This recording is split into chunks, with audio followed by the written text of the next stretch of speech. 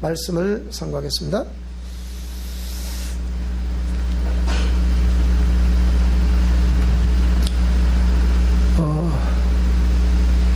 인간은 시인하든 부인하든 영혼을 가진 영적 존재입니다. 우리가 보통 사람이 한번 나서 죽는 것은 정한 이치다 라고 기록하고 있는 말씀처럼 그냥 태어나서 그냥 삶을 살다가 그 죽음은 그것으로 끝나버리는 것이 인생이다, 그렇게 할지 모르겠지만, 사람이 만물의 영장이라는 것은 짐승에게 없는 영혼이 우리에게 있다는 것이고, 그 영혼이 있다는 것은 육체 아래 삶을 사는 동안에 그 삶을 살다가 육체의 삶이 마감되면 끝나는 것으로 끝나는 것이 아니고, 이후에 영적 세계가 있어서 이 영혼이 천국에서 영생하게 될 것이냐, 아니면 불못이라는 지옥에서 영생하게 될 것이냐. 영생은 영생인데 어디에서 영생이냐, 이것으로 그 영혼이 최종적으로 가는 목적지가 있다는 것입니다. 어저께도 한 분을 이렇게 치유를 하는데,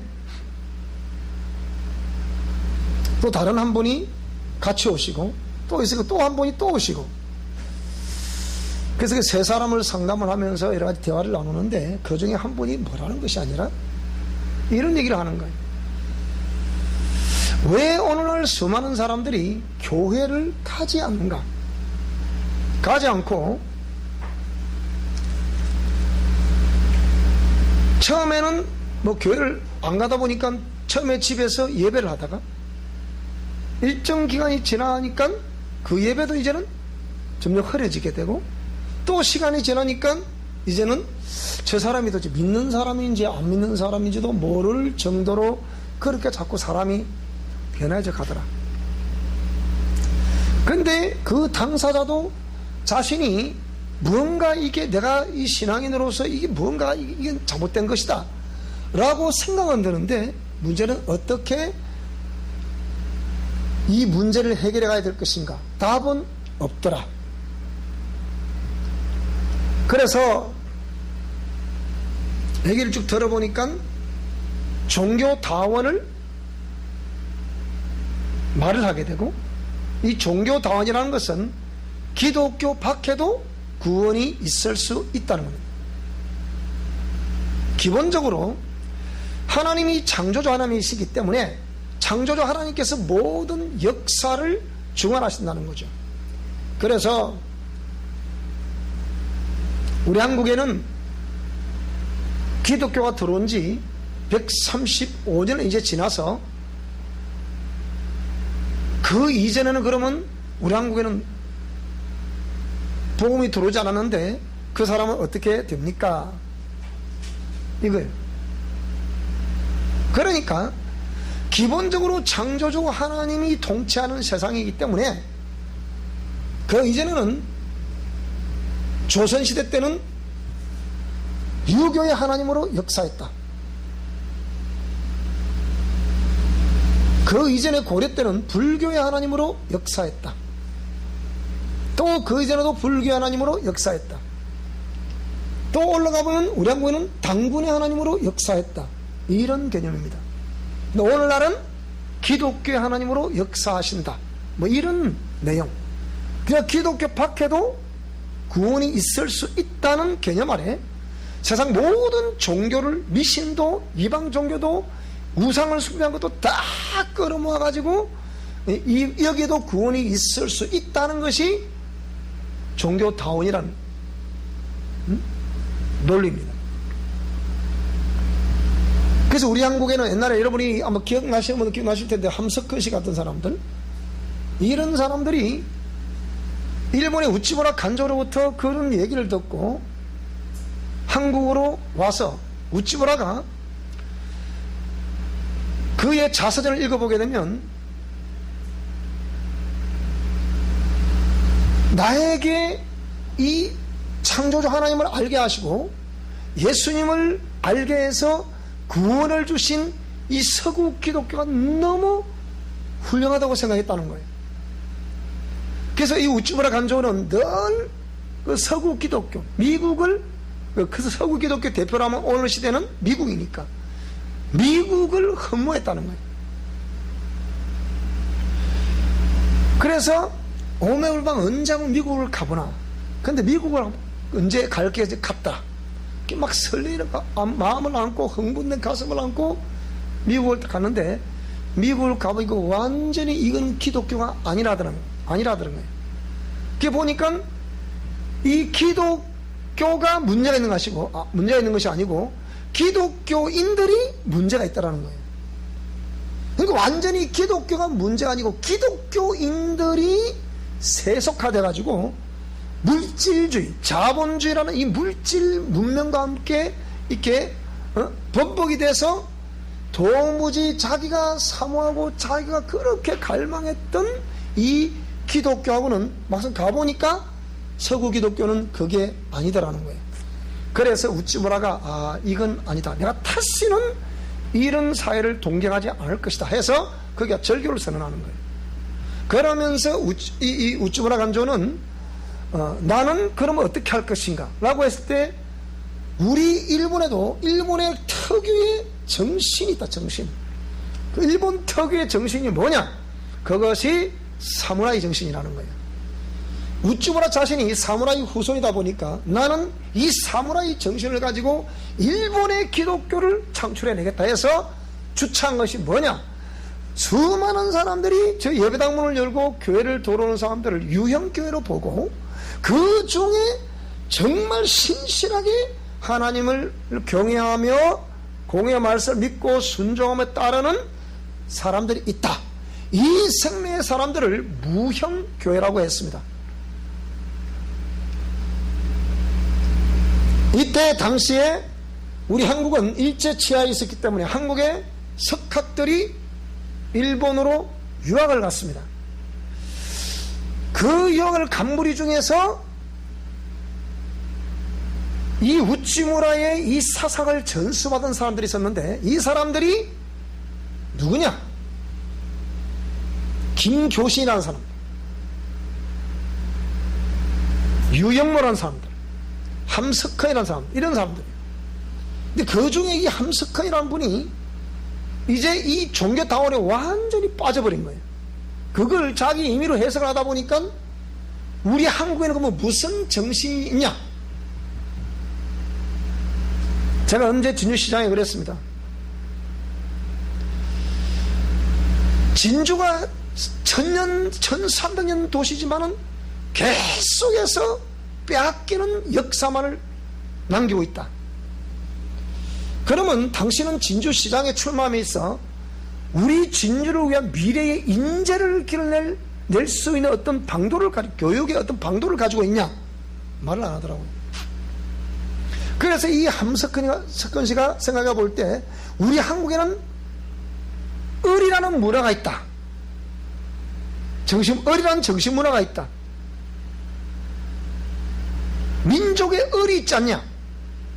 그래서 을사랑이라고 해서 이걸 통해서 우리 한국의 기독교 이 정신 문화를 통해서 한국도 이런 우찌무라처럼 사무라이 정신을 가지고 일본의 기독교를 창출해야 되듯이 그러니까 선교 재편을 부르짖었던 거죠. 우찌무라는. 그러니까 우리 한국도 이 을사랑으로 말미암아 성서 조선을 부르짖을 수 있다 해서 함석헌 씨가 그걸 주창을 했습니다.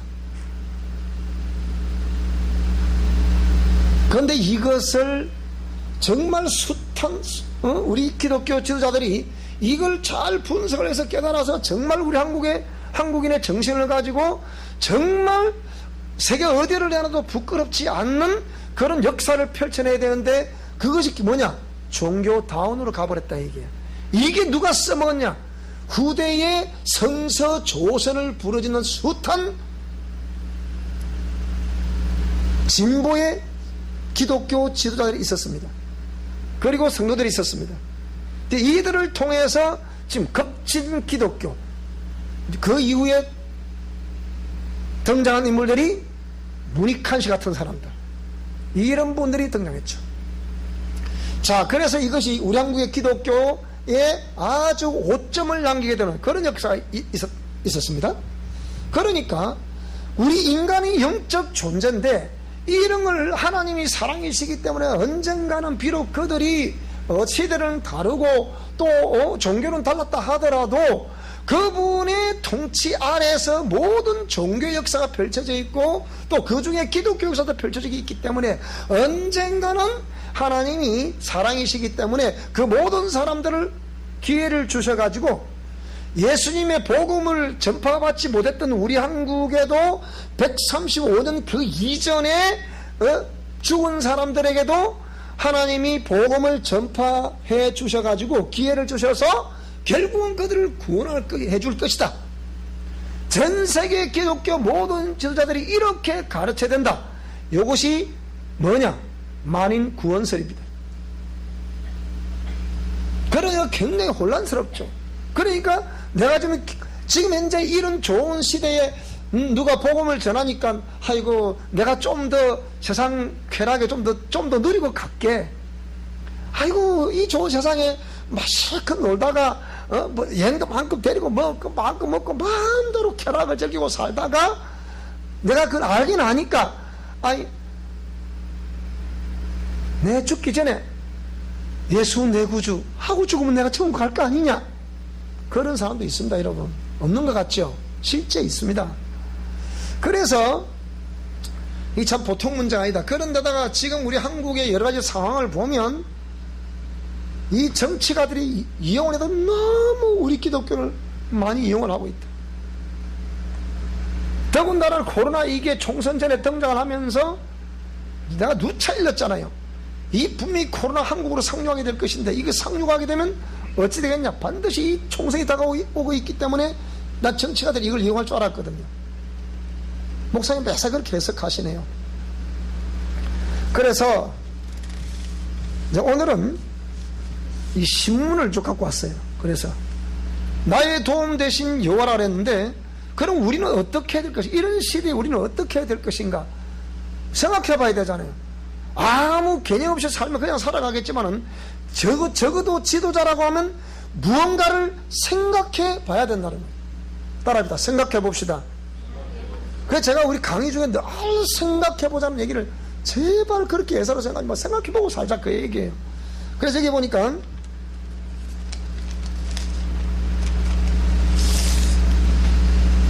7월 1일 수요일자 국민일보 신문입니다. 여기에 K방역 성공 뒤엔 국가주의 위험이 있다. 이거 누가 쓴 거냐? 지금 현재 서울대 명예교수인 여기 한상진 교수, 진보의 대부죠. 이분이 진보의 대부인 이분이 한상진 교수가 지금 코로나 방역 때 K방역 뒤에 이걸 지금 전 세계에서 막 한국은 이 모든 국가다 막 죽게 세우죠. 이 뒤에 뭐가 있냐? 국가주의라는 것이 있다. 국가주의가 있다는 거예요. 제가 읽어보겠습니다. 한상진 서울대 명예교수 겸 이 중민사회이론연구재단 중민재단이라는데 이 이사장이 K방역이 세계적으로 인정받는 등 성공하고 있지만 통제를 강조하는 국가주의로 흐를 위험성이 있다. 그러면서 이 한국 모델의 한국 모델의 등장과 숨은 위험이란 주제 발표에서 이렇게 발표를 한 거예요. 이분이. 그러면서 뭐라고 그랬냐? K방역이 세계적으로 인정받고 있다는 것은 다 인정을 합니다. 인정데 문제는 뭐냐? 문제는 이 국가주의로 해서 국가가 직접 백성들을 통제하는 자유가 없는, 그러니까 지금 우리 한국 헌법에 지금 자유를 빼려고 하죠.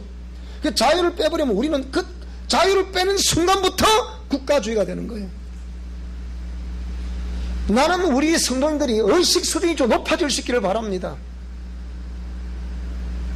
그래서 한국 시민들 역시 한국 정부의 능력을 매우 높게 평가하였지만 타국 정부의 능력은 매우 낮게 평가하는 성향이 강하다. 이 민족주의죠. 어찌 보면 강했다.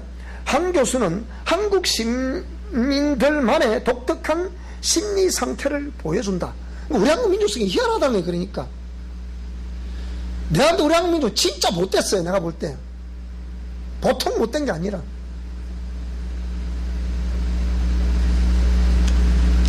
개구리 올챙이 씨를 모른다든지 우리 한국 민족은 너무 과거를 헌신짝 버리듯이 버린다니까요. 6.25 사변 때 우리는, 저는 6.25 사변 때 그 이후에 태어났지만 6.25 사변을 겪어본 어른들은 다 아시잖아요. 그때는 우리 대한민국은 전 세계 두 번째 가난한 나라였습니다. 그러면 이렇게 부강하게 된 것은 어떤 지도자들 또 신의 역사, 하나님의 역사가 있어서 분명히 잘 된 거예요. 그거는 한가하게 기적이 그냥 일어난 게 아니라 이거는 다 세계가 인정한 겁니다. 그래서 자기 도치의 나르시즘에 나르시즘에 빠질 위험이 있다고 지적을 했습니다. 그러니까 자아도취되어 있다는 거지, 우리 한국이. 이분이 지금, 그럼 이 자아도취되어 있다 했을 때, 누가 지금 자아도취되어 있다는 거예요? 이렇게? 백성이? 아니요. 누굽니까? 대통령, 국무위원들이에요. 이들이 자아도취에 빠져있다는 거야, 지금. 나르시즘에 빠져있다는 거야, 이들이. 그러면서, 진보 정권이, 들어서고, 대북, 경제 분야 등에서 진보적인 색채가 반영된 정책을 펼쳤지만, 결과가 좋지 않았다. 그러던 중 K방역이 성공하면서 우리가 잘하고 있다는 증거를 찾게 된 것이다. 여러분, 지금 지금 경제를 살려보겠다고 대통령이 직접 나섰지 않습니까? 지금 부동산에 잡아보겠다고. 반드시 부동산을 통해서 돈 버는 시대는 이제 지나갔다. 그거는 작겠다 얘기했죠. 이제 또 지켜봐야 되겠지만, 우리도 고통, 백성들도 고통을 안고 있잖아요, 지금. 정치가 한 사람이 잘못 판단해서 진단을, 결정을 내려버리면, 온 백성이 다 피곤한 거예요, 여러분, 이게. 근데 국민들이 너무 이걸 예사로 생각한단 말이죠. 그러면서, 이렇게, 한 교수는 국내에서 K방역을 놓고 진보 보수 성향 시민들의 차이가 발견됐다고 밝혔다. 그는 코로나19 국면을 거치며 오히려 소통을 강조해왔던 진보 성향 시민들이 훨씬 더 자국 정부의 코로나19 정책을 강력하게 옹호를 했다. 그리고 타국 정부의 능력을 낮게 보는 경향이 두드러졌다고 말했다. 그는 코로나19가 쉽게 없어질 수 없는 상황에선 권위주의 국가 통제 모델에 의존할 수밖에 없다며, 이런 국가주의적 성향이 코로나 이후 사회적 갈등으로 나아갈 가능성이 있다고 분석을 했다. 이게 지금 한상진 명예교수, 진보의 대부, 이분이 직접 국가주의 등장을 경계한 거예요. 두 번째, 또 진보의 가수 중에 한 유명한 가수, 사람이 꽃보다 아름답다고 외쳤던 안치환 씨. 안치환 신곡 진보 권력 정면으로 비판 나왔습니다. 이게 뭐라 그랬냐? 강물 같은 노래를 품고 사는 사람은 알게 되지. 이 사람은 고통과 고난의 그 암울한 속에서 정말 옳은 것을 위해서 최선을 다하고자 애쓰고 힘쓰는 그 무리들과 함께 하기를 원했던 이 가수 안치환 씨.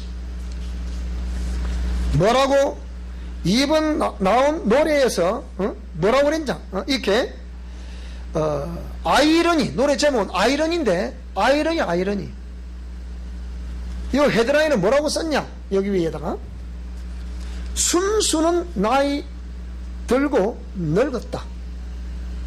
진보가 옛날에는 순수했다 그러는데 지금은 뭡니까? 그게 진보가 나이가 들어서 늙었다는 거예요. 그러면서 진보의 힘은 도대체 누굴 위한 것인가?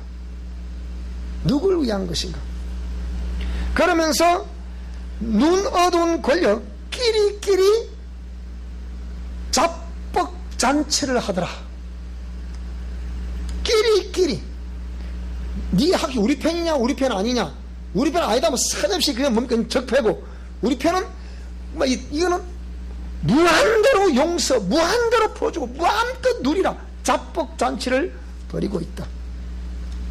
그래서 민중가수 출신의 이례적 독서를 퍼부었다.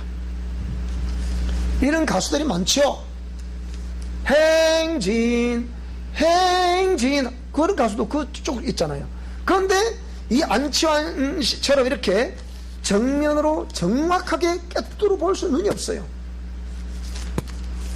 그래서 여기 뭐라 쓰냐 읽어보겠습니다. 나아가 곡에 대한 스스로의 설명을 더해 권력 비판을 보다 구체화하기도 했다. 안치환은 세월은 흘렀고 우리들의 낯은 두꺼워졌다. 그날의 순수는 나이 들고 늙었다. 어떤 순수는 무뎌지고 엄흉해졌다. 밥벌이라는 숭고함에 덕게 늘려 수치심이 이제는 마비가 되어버렸다. 그러니까 이게 지금 부끄러운 긴가 안 부끄러운 긴가, 이게 잘하는 건가 잘못하는 건가, 그것도 모른다는 거예요.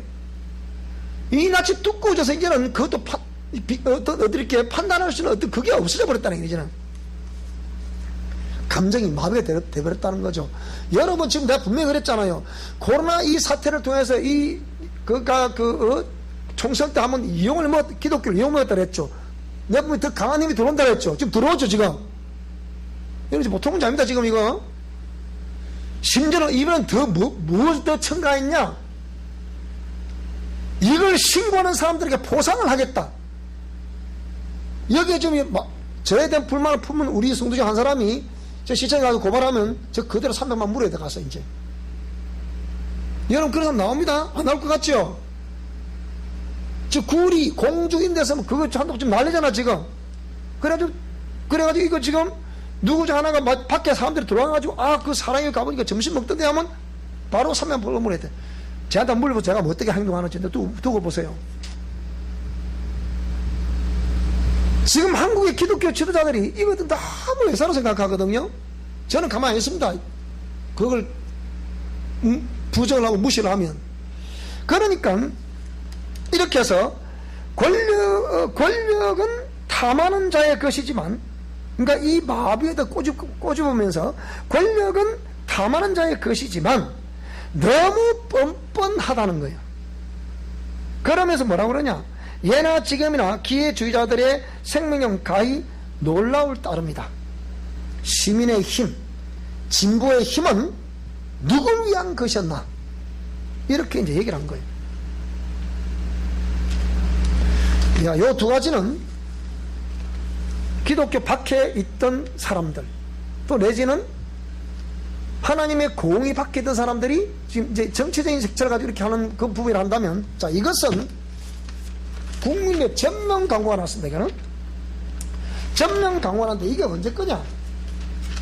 자, 이것은 7월 15일 지난주 수요일 날에 이 전면 광고 나왔습니다. 지금 뭐라고 그랬냐? WCC, WEA, WCC는 세계교회연합이죠. 그 다음에 WEA는 세계복음주의연맹이죠. 여기에 당한 한국교회 피해에 관한 성명서를 냈습니다. 이게 지금 사당동 총신, 요즘 우리 합동측이라 부르죠. 합동측이라 부르는 그 교단의 어떤 한 분이 자기 교단의 타락의 문제를 정면으로 비판을 한 거예요. 이 전면 광고를 내가지고서. 여러분, 이 전면 광고 한 게 1,000,000원입니다, 이게. 이러면서 비판을 한 거예요. 정말 말하자면 이 기독교회라는 이 연합단체들이 전부 다 지금 타락을 하고 있다는 거예요, 여기서는. 그걸 좀 설명하고 있는 거예요. 그래서 이런 걸 보면서 도대체 우리 교단의 정체성이 뭐냐, 우리 교회의 정체성이 뭐냐, 목사님의 정체성은 무엇입니까? 이렇게 물었을 때 과연 목사님은 나의 정체성은 이거다 하고 자신있게 말을 해야 되지 않습니까? 그래야 지도자로서 합한 거 아닙니까? 자, 그래서 제가 오늘 밤새 고민했어요. 하나님 오늘 내일 말씀을 전해야 되는데 일단 이 신문 스크랩 해놨는데 이 말씀을 전했는데 어떤 말씀 전해야 되겠습니까? 밤새들 고민해도 말씀이 안 오는 거예요. 근데 역시 새벽을 지나서 이제 아침 밥을 먹고 또 사모님은 잠시 또 교회를 또 가시더라고요. 막 그래서 딱 일이 있는데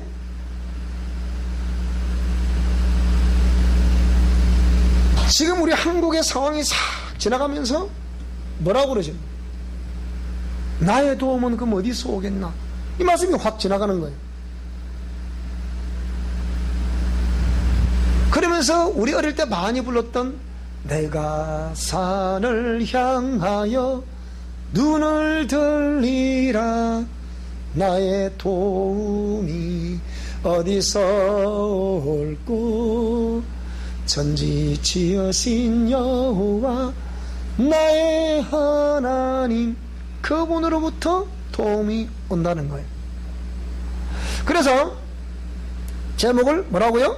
나의 도움 되신 여호와 이렇게 정했습니다. 우리가 지금 아무 개념 없이 국가에서 예배하지 마세요. 잘 보세요. 지금 내가 분명히 다시 말씀드리지만은 지난 총선 때는 이렇게 들어오지만은 앞으로 더 강력한 힘으로 들어온다 그랬죠. 그래서 지금 더 강력한 힘으로 들어오지 않습니까?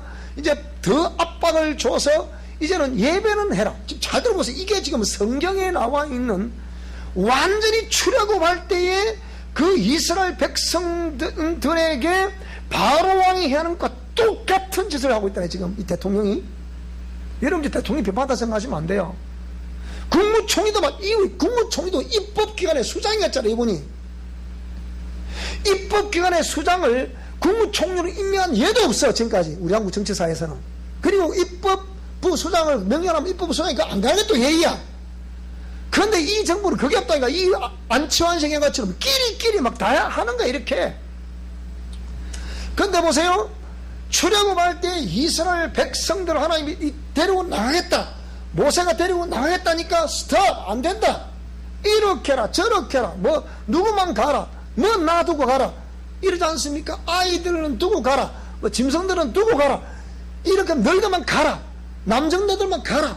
이렇게 미혹을 하고 저렇게 미혹하고 이렇게 방해하고 저렇게 방해를 합니다. 근데 이분의 뜻이 뭡니까? 예배는 해라. 똑같은 개념으로 예배는 해라. 그럼 뭐는 하지 마라? 뭐는 하지 마라? 지금 한국 교회가 지금 세속화되다 보니까 옛적에 우리가 예배라고 하면 주일 낮 예배를 하고 또 저녁 예배를 하고 또 식사는 집에서 하시고 다 이랬습니다. 근데 지금은 상황이 달라지고 그러다 보니까 또 이렇게 해서 교회에 나오는 것 자체를 사람들이 힘들어하는 거예요. 지금은 신앙심이 그렇게 떨어졌다는 거예요. 지금 제가 볼 때 더 박해오고 더 박해오고 더 박해가 와야 그때 알과 죽지가 싹 갈라지는 거예요. 분명히 앞으로 더 옵니다. 그게 분명히 내 예언합니다. 더 옵니다. 더 오는데 그때 뭐 어떻게 할 거냐? 그때 내가 알고인가 죽정인가 말해도 다 표현하는 거예요. 그냥 말해. 그럼 안 온다는 거죠. 쉽게 얘기하면. 그러니까 예배는 하는데 뭘 하지 마라? 식사는 하지 마라. 예배는 하는데 뭐 하지 마라? 성가대 연습하지 마라. 그렇죠. 그죠? 예배는 하는데 뭐 하지 마라? 통성기도 하지 마라. 예배하면 찬양도 웬만하면 안 했으면 좋겠다. 하고 싶으면 마스크 끼고 해라. 이런 식이고 또 뭐 하지 마라? 구예배도 하지 마라. 뭐 성경 공부도 하지 마라. 아무것도 하지 마라. 그러니까 잘들 그러니까 뭐를 하되 예배는 정규 예배는 하되 이건 하지 마라. 그러면 우리가 정규 예배라고 하면 그 우리가 주일 낮 예배 그러면 주일 지금 우리 오후 하고 있지만 주일 저녁 예배, 수요 예배, 금요 예배, 구요 예배 다 정규 예배잖아 이거 그죠? 근데 그때 하지 말아잖아. 보세요. 어떤 기준을 또 갈 거야? 기준도 없어 이거는. 그 기준도 없는데 지금 또 뭐라고 이거 또 공포를 해놨습니까? 신고라면 포상금을 준다. 이걸 말하니까 왜 우리 목사님이 자꾸 정치적인 얘기를 하십니까? 또 누구 그러더라고 또. 그래서 이런 상황은 그 다윗이 오늘 시편 121편의 본문 말씀에 다윗이 정말 어렵고 힘든 상황 가운데 그가 도무지 어떤 누구도 자기에게 도움이 되지 않더라. 그래서 오늘 이게 하면서 이제 나중에 뒤에 찬송을 준비를 했는데, 어떤 찬송을 하니까 하나님이 나의 힘이 되신 여호와여, 내가 주님을 사랑합니다. 나의 반석이시며 나의 요새시라. 찬송이 싹 흘러가는 거예요. 그래서 내가 산을 향하여 눈을 들리라. 나의 도움이 어디서 올꼬? 나의 도움은 천지를 지으신 여호와에게서로다. 여호와께서 너를 실족지 아니하게 하시며 너를 지키시는 이가 졸지도 아니하시리로다.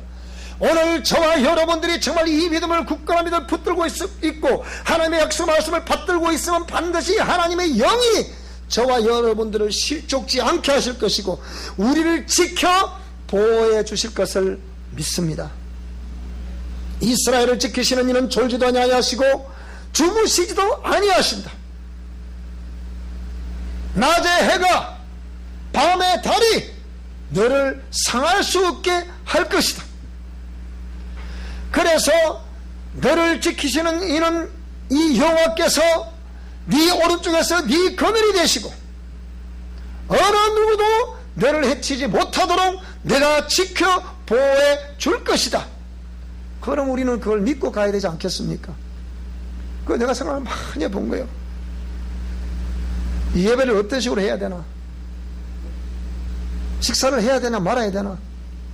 생각을 많이 해봤습니다.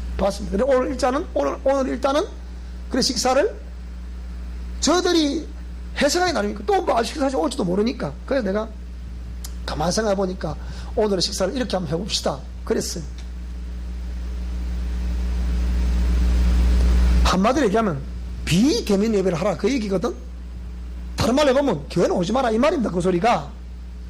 그래서 식사를 못하게 하는 거예요. 그래서 오늘은 김밥을 싸서 아침 일찍 김밥을 밤에 사모님 10시까지 그걸 준비를 했어요. 준비를 하고 또 아침 일찍 오신 분들 오셔서 또 이렇게 김밥을 만들고 그리고 또 옥수수를 강원도 제자가 옥수수를 보냈어. 옥수수를 또 삶아가지고 또 옥수수를 또 하나씩 나눠주고 요게 식사입니다 오늘. 그래도 우리는 가장 저렇게 이렇게 부패식을 하기 때문에 내가 입에 젓가락 넣었다가 다음에 또 이것도 우리는 안 하잖아요. 자기 거 자기가 먹으니까. 여러분 식사도 에티켓이 있어야 되거든. 그러니까 이런 것들을 통해서 자꾸 교회를 통제하려고 압박을 가지고 들어오니까 지금 이 정부의 특징이 그렇잖아. 아니면 말고 이거거든요. 그러니까 스르르르 정책 꺼냈다가 활짝 놀라면 그대로 밀어봅니다. 우리를 갖다가.